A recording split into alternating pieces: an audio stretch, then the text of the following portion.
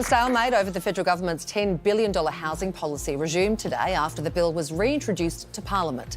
The coalition is still opposed and the Greens still want a rent freeze in exchange for their support. It is a pathology of cruelty from those opposite who are determined to make things as bad as possible by standing in the way of legislation that will make a difference. There was also plenty of debate in question time over The Voice, with the PM facing a barrage of questions about a possible treaty. 10 News First, brand new political editor Ashleigh Raper is in Canberra. Welcome to the family, Ashleigh. Thank you very much. It's good to be here. Good to be part of it.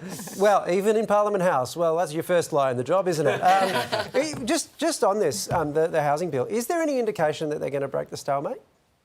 The short answer is no. The staring competition to see who blinks first, or the game of chicken, whatever you want to call it. Look, it's not over.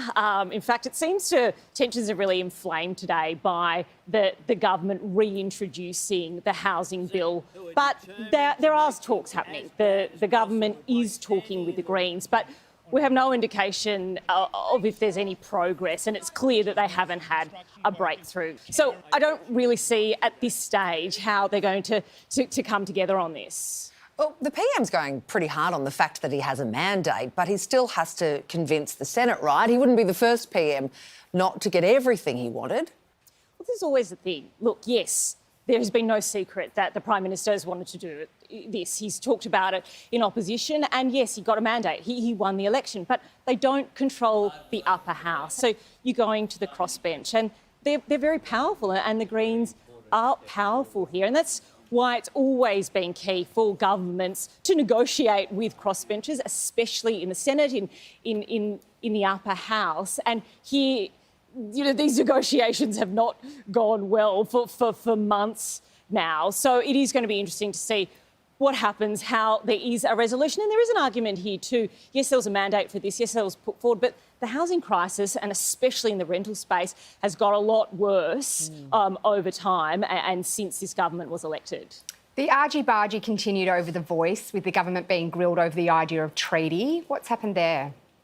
This actually came from within Labor ranks. It was circulating today that they're perhaps looking at changing their national platform to get through a treaty in this parliamentary term. Now, it's a draft, and it's going to go to the National Conference, which is going to be held in a couple of weeks. And the opposition, who oppose in Canberra, oppose the Voice to Parliament, really seized on this. And it's muddied the water in terms of what you're actually voting for in this referendum in the Voice to Parliament. And the Prime Minister has come out very strongly today. He's not wanted to bring treaty into the debate, and trying to make it clear to the public that the referendum is about putting a voice to Parliament in the Constitution, and he doesn't want to get bogged down, and he was quite angry about it getting bogged down in this treaty discussion. So this could play out for a number of weeks, months even.